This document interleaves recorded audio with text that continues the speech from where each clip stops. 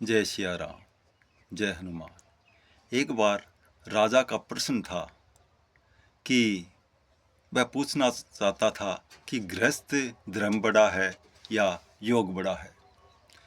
तो राजा ने पूरे अपने एरिया के पूरे इलाके में, जहाँ तक उसका राज्य था, ऐलान करवा दिया कि कोई भी मेरे प्रश्न का जवाब देगा उसको मैं अपना आधा राज्य दूंगा, और अगर प्रश्न का जवाब नहीं दे पाया तो उसको इधर जेल के अंदर चक्की पीसनी पड़ेगी। तो राजा के संतरी थे, वो सभी आकर सब जगह पे जितने भी साधु संत थे उनको वो बुला बुला के प्रश्न पूछने लगा। राजा पूछता था कि गृहस्थ धर्म बड़ा है या योग बड़ा है। तो क्या है कि जितने भी एरिया के साधु संत, ऋषि मुनि, महात्मा, जितने भी आध्यात्मिक लोग थे, सभी को ये प्रश्न पूछने के लिए राजा के दूत थे, सिपाही थे, वो जाते और उसको पकड़ लाते। राजा यही प्रश्न पूछता कि गृहस्थ धर्म बड़ा है या योग बड़ा है। तो उन्होंने, जो भी आते थे साधुजन, तो डर के मारे बोलते थे कि अगर गृहस्थ धर्म बता दिया या तो वो राजा ऐसे ही पूछेगा कि गृहस्थ धर्म बड़ा है तो क्यों बड़ा है, और योग बड़ा तो कैसे बड़ा है। तो क्या सभी वो कोई भी राजा के प्रश्न का जवाब नहीं दे पाया। फिर क्या है, सारे इलाके के सब जितने भी थे वो ऋषि मुनि, सभी को बंदी बना लिया और अपने जेल में डाल दिया और चक्की पिसवाने लगा। क्या हुआ फिर, राजा बोले कि और भी कोई है क्या इधर एरिया के अंदर साधु संत। बोलते हैं महाराज इधर तो कोई भी नहीं है, सिर्फ हम फिर ट्राई करते हैं। तो वे उन्होंने जहाँ तक उनके राज्य की सीमा थी, अपनी सीमाओं के अंदर पूरा घूमते घूमते उनको एक कहर के नीचे, जो एक छोटा सा ही था, उसके अंदर समाधि के अंदर लीन बैठा हुआ था एक महात्मा। तो उधर आकर महात्मा की समाधि में था वो, तो उनको आवाज़ वगैरह ढोल के पिटवाए गिरे, और उसकी समाधि से फिर वो महात्मा ने थोड़ी पलक उठा के उगाड़ के, और वो देखा कि कौन। बोले कि भाई आपको राजा ने बुलाया है, आपको चलो इधर का अन्न चून पानी खाते हैं, तो राजा के पास तो जाना ही पड़ेगा। क्या किया, वो चलता था तब भी उसकी कमर में, यानी कि शरीर के अंदर 3 बल पड़ते थे, यानी कि सीधा चल भी नहीं पाता था महात्मा, ऐसी स्थिति में था। तो वो राजा के पास पेश हुआ। राजा ने यही प्रश्न पूछा कि भाई गृहस्थ धर्म बड़ा है या योग बड़ा है। तो महात्मा ने एकदम ऐसे प्रसन्नचित होकर बोला कि हाँ राजा, मैं तुम्हारे प्रश्न का उत्तर तो जरूर दूंगा, लेकिन आपकी मेरी भी एक शर्त है। आपको मेरे 500 तो हथियार आपको आपके साथ में रहने चाहिए, और आप घोड़े के ऊपर सवार हो, और मैं आपको 3 मीटर की, यानी कि तीन मीटर की दूरी के ऊपर रहूँगा, और जहाँ पर भी आप मेरे को पकड़ लोगे वहाँ पर ही आपके प्रश्न का जवाब दे दूँगा। क्या हुआ, राजा ने पहले तो बोला कि भाई क्या बोल रहे हो, ये साधु जी से कहा, नहीं नहीं, आपको अगर इस प्रश्न का जवाब चाहिए तो ये करना ही पड़ेगा आपको। राजा ने 500 हथियार लिए, अच्छे से अच्छा घोड़ा लिया, घोड़े पे सवार हुआ, फिर 3 मीटर की दूरी के ऊपर वो महात्मा जी खड़े हो गए।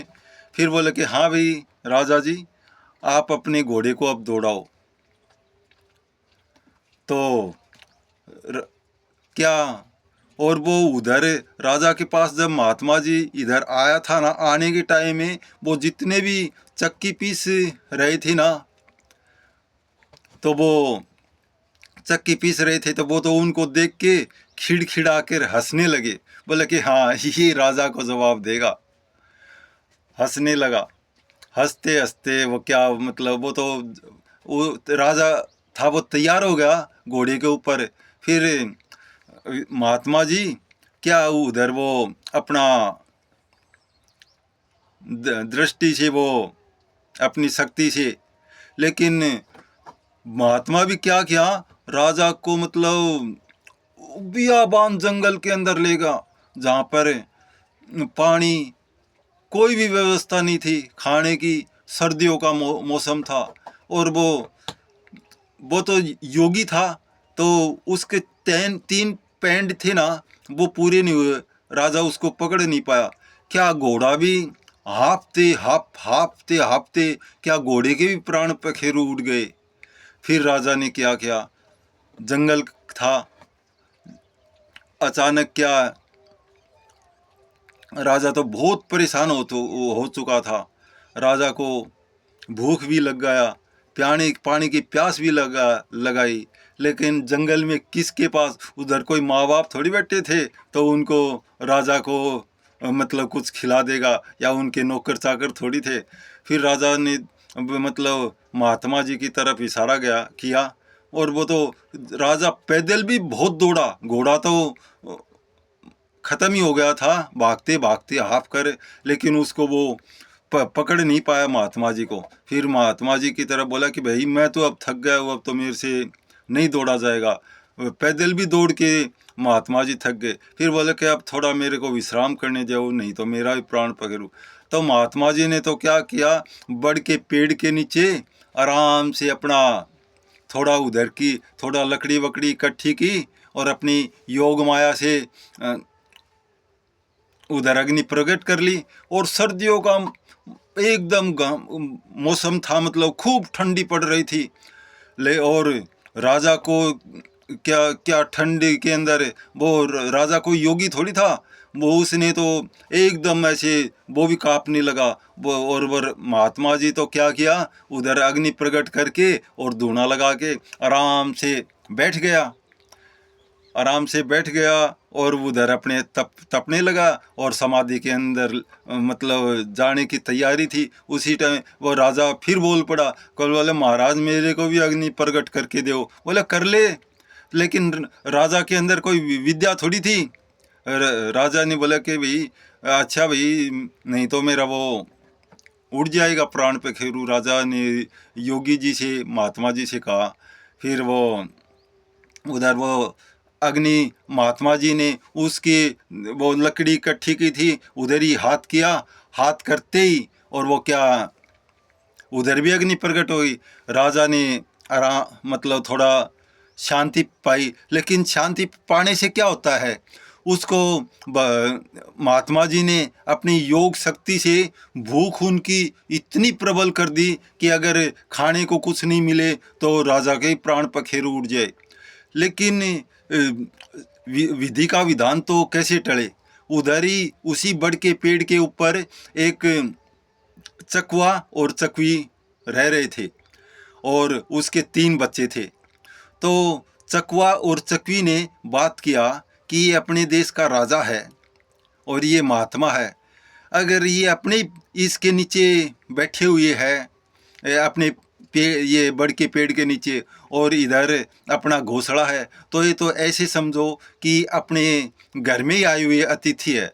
अगर इनका सम्मान नहीं किया और इनको कुछ हो गया, तो राजा को कुछ हो गया, तो अपना तो ये धर्म ही बेकार हो जाएगा। क्योंकि अपने घर पे आए हुए अतिथि का अगर सम्मान नहीं कर सके और उनको मौत के मुंह में धकेला जाए, तो ये इससे बड़ा तो अनर्थ हो नहीं सकता। फिर चकवा और चकवी ने आपस में बात किया। चकवा बोलता है कि हाँ भाई, मैं इसकी जो अवन की ये जो अग्नि है ना, इसमें प्रवेश हो जाऊं, और राजा वो मेरे को ग्रहण कर लेगा जलने का ऊपर।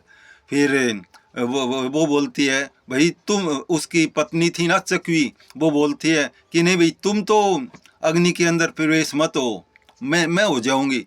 क्या तुम रहोगे तो कैसे भी इन बच्चों का पालन पोषण तो कर लोगे। वे 3 बच्चे हैं। फिर वो चकवा और चकवी दोनों आपस में बात कर रहे थे, तो बच्चे भी समझदार थे। तीनों बच्चे बोले कि आपका अगर जोड़ा कायम रहेगा तो और बच्चे हो जाएंगे, चलो हम ही ऐसे इसका राजा का ग्रास बन जाते हैं। तो एक बच्चा था, वो ऊपर से घोंसले के अंदर से निकल के वो राजा की वाली हवन की वह अग्नि थी ना, उसके अंदर गिर गया। गिरते ही राजा को तो भयंकर भूख ने परेशान कर रखा था, और वो उसके अंदर से वो उसको निकाला और खा लिया। फिर वह क्या, वो उसको खाते ही और राजा को और ज़्यादा भूख सताने लगी। फिर वो और ज़्यादा तड़फने लगा। दूसरा बच्चा था, वो भी ऐसे गिरा और राजा ने चेप दिया। तीसरे बच्चा था, वो भी उसी में गिरा और राजा ने उसका भी काम खलास कर दिया। फिर भी राजा की भूख नहीं गई। फिर वो चकवी थी, बोलते कि भाई ये तो अभी तो भूखा का भूखा ही है, ये तो इसका पेट नहीं भरा। फिर चकवी ने भी उसी अग्नि के अंदर घोंसले में से गिर गई और राजा ने उसका भी काम खलास कर दिया। और वो फिर लास्ट में वो चकवा बचा। वो सोचा कि भाई बच्चे भी गई और ये औरत भी गई, चलो अपने को भी अब जी के क्या करना है। तो उसने भी वो अग्नि में अपने प्राण त्याग दिए और राजा ने उसको भी ख़त्म कर दिया, चेप गया वो उसको भी। फिर क्या हुआ, इधर वो जो साधु महाराज थे वो देख रहे थे, सभी अपने आँख बंद थे, समाधि में लीन थे, लेकिन फिर भी उसकी राजा की सभी हरकत देख रहे थे। फिर भी उसकी भूख शांत नहीं हुई। और फिर वो राजा, वो महात्मा जी अपनी आँखें खोल के देखता है, तो उधर वो चकवा चकवी और तीनों बच्चे थे, उसके वो जो पंख वगैरह वगैरह जो भी कुछ थे वो उधर एक साइड में पड़े हुए थे। राजा ने उसका काम तमाम कर ही दिया। फिर वो महात्मा जी बोलता, अरे ये क्या क्या? बोले कि महाराज मेरे को तो भूख लगी थी और मैं तो ये इसको ग्रहण कर लिया। बोले कि ग्रहण कर लिया ना, ये तो अच्छी बात है, लेकिन इसको अगर खाया है तूने तो इसको वापस जिंदा करो। फिर वो राजा तो ऐसे गिड़गिड़ाने लगा, बोला कि अरे मैं तो इनको नहीं कर सकता। तो बोलता है कि भाई ये तो सही नहीं है, ये तो तुम तो ये बहुत बड़े पाप के भागी बन जाओगे ऐसे। फिर बोले कि भाई मेरे से तो ये ऐसा नहीं होता है, अगर आप कर दो तो महाराज आपकी कृपा दृष्टि। तो क्या है, साधु जी ने अपने कमंडल में से जल निकाला और उनको वो मारा, वो जो पक्षियों के अस्थि पंजर पड़े हुए थे, और क्या है वो जड़ का छींटे मारते ही और वो पक्षी थे वो उड़ गए आकाश के अंदर, तीनों बच्चे और वो 2 चकवा चकवी। राजा देख के एकदम आश्चर्यचकित रह गया। वह बोलता है कि अब राजा बोलता है कि हाँ भाई, क्या और भी कुछ चाहिए क्या आपको? बोले कि नहीं महाराज। तो गृहस्थ धर्म हो तो गृहस्थ धर्म के अंदर नियम और संयम से रहना चाहिए, यानी कि गृहस्थी और योग ये दोनों ही बराबर के है। यानी कि इसमें नहीं तो गृहस्थ धर्म छोटा है और ना ही योग छोटा। योग हो तो उसमें वापस जीवन देने की सामर्थ्य होनी जरूरी है, और गृहस्थ हो तो अपने घर पे आए हुए अतिथि का आदर सत्कार, यानी कि उन पक्षियों ने भी उनका मतलब आदर सत्कार, यानी कि अपने शरीर की बलि देकर भी उनका वो किया। तो इसलिए सभी भक्तजनों से निवेदन है कि आप भी गृहस्थ धर्म में नियम और संयम से रहे और आए हुए अतिथि का सत्कार करें। स्वयं को भोजन पाने से ही सब कुछ नहीं होता। यह शरीर स्वयं के लिए नहीं, सभी की सेवा के लिए बना है। जय सिया राम, जय हनुमान।